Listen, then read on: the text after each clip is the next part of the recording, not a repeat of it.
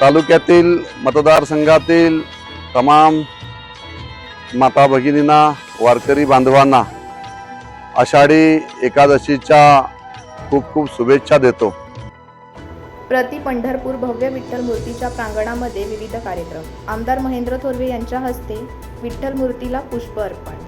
आज दिनांक 17 जुलै 2024 रोजी आषाढी एकादशीच्या निमित्ताने कर्जत खालापूर मतदारसंघात आमदार महेंद्र सदाशिव थोरवे यांच्या संकल्पनेतून उभारण्यात आलेल्या प्रति पंढरपूर आळंदी भव्य विठ्ठल मूर्तीच्या प्रांगणामध्ये विविध कार्यक्रमांचे आयोजन महेंद्र थोरवे फाउंडेशनच्या वतीने करण्यात आले होते। सकाळीच विठ्ठल मूर्ती व परिसर सुशोभीकरण करण्यात आले व पहाटेपासूनच भाविकांनी आपल्या विठुरायाचे दर्शन घेण्यासाठी गर्दी केली होती। या प्रसंगी कर्जत खालापूर मतदारसंघाचे आमदार महेंद्र सदाशिव थोरवे यांनी भव्य विठ्ठल मूर्तीला पुष्प अर्पण केले व कर्जत खालापूर मतदारसंघातील तमाम जनतेला आषाढी एकादशीच्या शुभेच्छा दिल्या। या प्रसंगी बोलताना थोरवे म्हणाले की उल्हास नदीकाठी उभारण्यात आलेल्या या भव्य विठ्ठल मूर्तीचा दर्शनाचा माझ्या तालुक्यातील तमाम जनतेने तसेच ज्यांना पंढरपूरला जाणे शक्य होत नाही अशा व्यक्तींना याच ठिकाणी पंढरपूर निर्माण केल्याची भावना व्यक्त केली। तसेच तालुक्यातील तमाम नागरिकांना सुख समृद्धी देण्यासाठी आमदारांनी विठ्ठलाला साकडे घातले।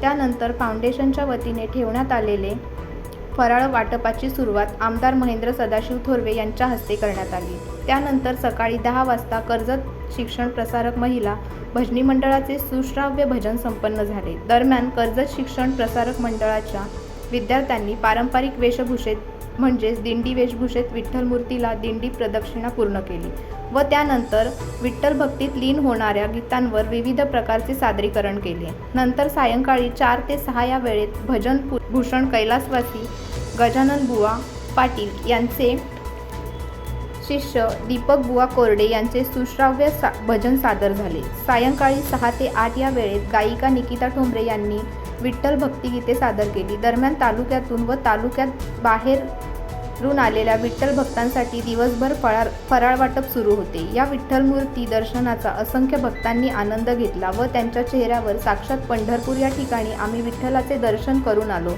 की काय अशा प्रकारचा भाव स्पष्ट दिसत होता।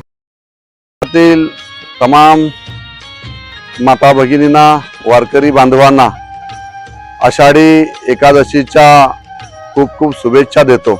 आज आम्ही कर्जतमध्ये प्रति पंढरपूर प्रति आळंदीच्या रूपाने ही भव्य दिव्य अशी विठ्ठलाची मूर्ती या ठिकाणी पांडुरंगाची उभारलेली आहे। ती माझ्या भक्तगणांना, माझ्या वारकऱ्यांना ज्यांना पंढरपूरला जाणं अशा वेळी शक्य होत नाही त्या साऱ्या माझ्या बांधवांना या ठिकाणी पंढरपूरच्या निमित्ताने नतमस्तक या ठिकाणी होता येत आहे। हेच आमच्यासाठी फार मोठं वैभव आहे आणि हे वैभव साऱ्या कर्जतकरांसाठी, साऱ्या मतदारसंघातील जनतेसाठी आणि तमाम महाराष्ट्रातील येणाऱ्या सगळ्या भक्तगणांसाठी, पर्यटकांसाठी हे तीर्थस्थळ या ठिकाणी उभं राहिलेले आपण पाहताय की मोठ्या प्रमाणात भाविक या ठिकाणी येऊन नतमस्तक होत आहेत। कर्जतमध्ये ही उल्हास नदी आपण सारेजण पाहताय की अशी ही अति सुंदर अशी उल्हास नदी या ठिकाणी भरलेली, हे स्वप्न आम्ही साऱ्यांनी कर्जतकरांनी पाहिलेलं होतं आणि ते आज या ठिकाणी पूर्ण होत आहे। आषाढी एकादशीच्या निमित्ताने मनपूर्वक सगळ्यांना शुभेच्छा देतो।